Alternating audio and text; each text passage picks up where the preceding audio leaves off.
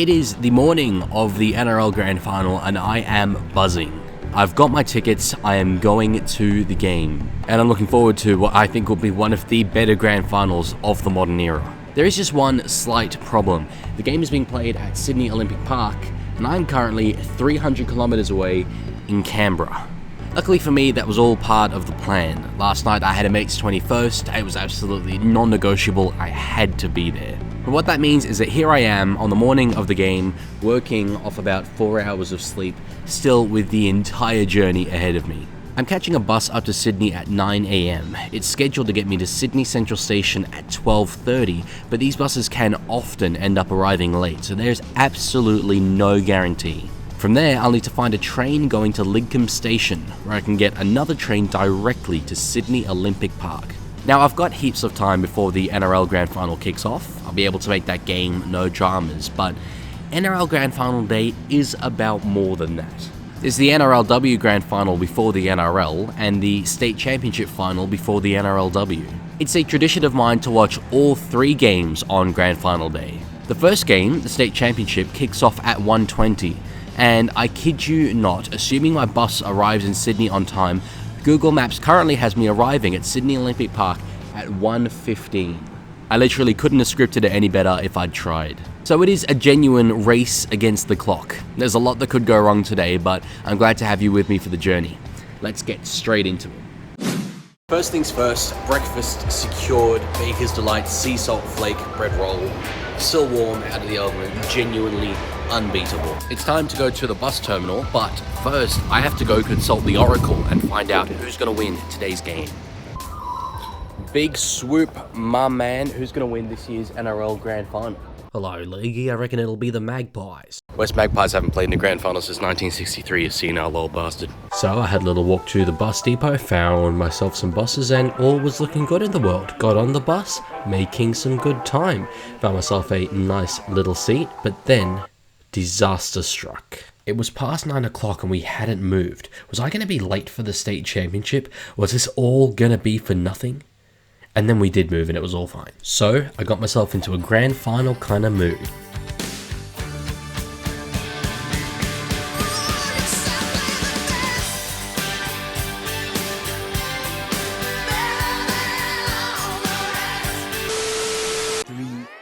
Later. The bus was a little late, so I only had a few minutes to play with, but I did just manage to get on that train.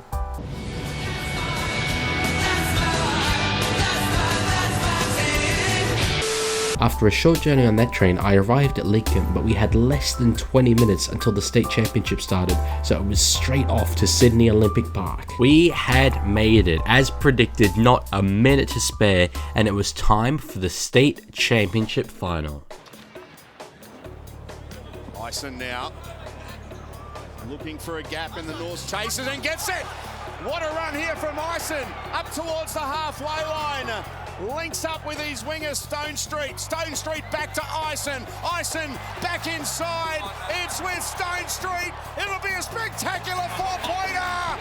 What a try! Newtown have just scored. I'm going to try and put it on screen. I think what will be the greatest try scored today. M. Stone Street, local junior for the Cronulla Sharks, one to watch. Guys are always asking me what club I support, and the answer is very quickly becoming the Newtown Jets. A few moments later. T is Duffy through the hands. That's lovely play. It's with Lip. Not Lip. It's Oren Keeley. That is magnificent. Bit of a North Devils comeback coming on here. Come on, Newtown. More moments later. North's won it. I am devastated. My tenure as a Newtown supporter was very unsuccessful. And with the NRL Grand Final just a short while away, it was time to find out who would be crowned NRLW premiers for 2024. They go right instead for Aiken. Out the back, Surgis. Winger unmarked. Parker! So both wingers score in a matter of minutes, and it's all Roosters. Roosters goals up 14-0. Cronulla currently struggling under the high ball, but long way to go. Going through the hands here. Via the halfback and Surgis in space. Support on the inside. Oh! Jess Surgis throws the dummy and caps a Shuts the Roosters up 24-0 at halftime in the NRLW Grand Final. Sharks don't have an answer for them at the moment, but they won 6 games in a row to start the season, so a potential unlikely comeback could be on the cards. Little did I know at the time that that would turn out to be the most prophetic piece of rugby league analysis I have ever produced. Starting to believe here, back in the grand final. And they're within a converted try now, the Sharks. 26-24, 7.5 minutes to go. Sharks well and truly come back. Roosters scored late. It looked like that had won the game for them. 8-point lead coming into the last couple of minutes. And Sharks get one. 32-28, 1 minute and 6 seconds to go. They are premiers in the NRLW for the second time. Big leaders at halftime. They were reeled in by the Sharks. But they get it done in the end in an epic NRLW Grand Final. But then it was time for the moment we were all waiting for, the NRL Grand Final between the minor premiers, the Melbourne Storm, and the 3-time defending champions, the Penrith Panthers.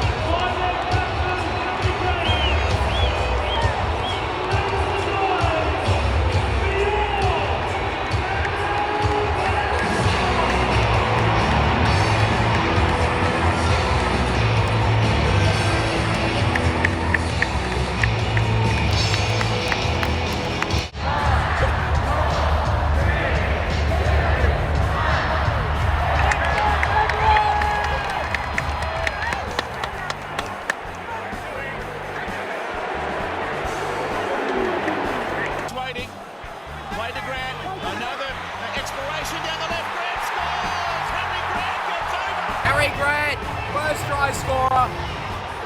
The Melbourne Storm captain is too good.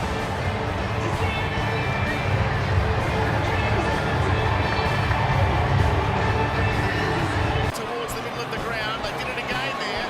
It goes to Kenny, Cleary, Alamati, Noah, Taruva, 17 in the air. Oh, brilliant. Taruva in his last game for the Panthers. Up the back off sub, Jerome Luai, brilliant, nice little set play. Panthers hit straight back. Goodness, they've been brave. Luai switches, floating pass, back to his number 7, he feeds Martin, Liam Martin goes over to score.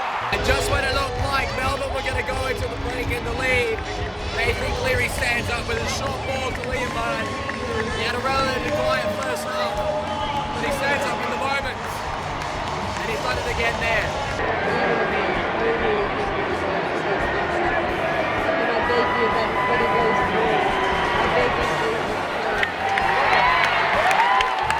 Half-time verdict. That first half went by so quickly. The ball was in play for so much time. Cleary was the man who stood up at the end, but struggled to control the game early on.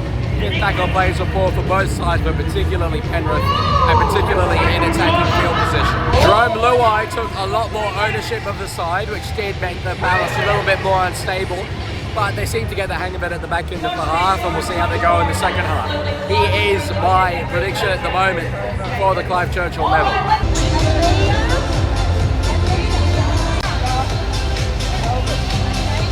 40 minutes left of the NRL season.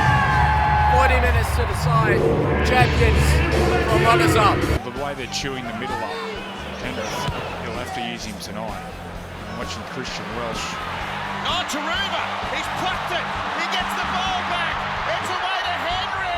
He stops. Absolutely unreal defensive stop from the Storm after Taruva tapped it back. Panthers looked so to score, and it would have been a big try. Just had confirmation from the Penrith Panthers bench that Brian To'o has come off with a knee injury. To'o has just gone off the field at the ground. We're not sure why, but that would be a big loss for the Panthers. Up in the air, there's a contest at the back. It's come down for Penrith. It goes to Leota. He throws it to Alamonte.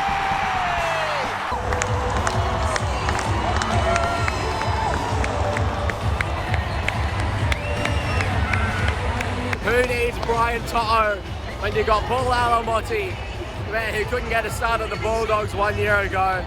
There he is scoring with a try that might just win the grand final. A bite in the NRL Grand Final. No way. On report, nothing more. You can understand it's hard to make a ruling on something like that on the night. They have to score here. Hughes. It's a shortish kick. It's a brilliant aerial catch by Paul Alamonte.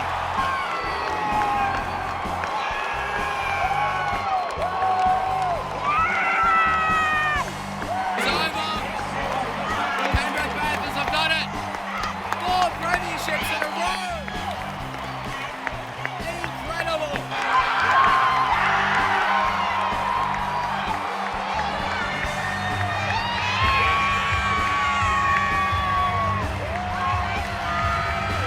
Are they the greatest team in rugby league history? Maybe. It's so hard to say anything about this team. They are so dominant, so good, so relentless, and impossible to stop.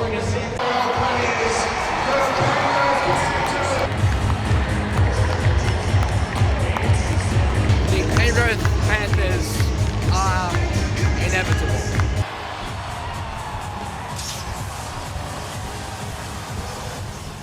So the curtain falls on the 2024 NRL season, and though the dominance can at times bore fans, you can't help but sit back and just admire what these Penrith Panthers have been able to achieve over now nearly half a decade if you include just making the grand final, but 4 years of winning premierships. The Melbourne Storm probably deserved more from this season, but you don't deserve more on the line if you don't show up on the night. And they simply weren't the better team this evening. The year's not quite done. Pacific Championship's yet to come. But as for the NRL, it is farewell until 2025. Thank you for your support throughout the season. The first season of the Leaguie has been absolutely outstanding, and it is all down to you guys. Thank you for watching, and I'll see you later.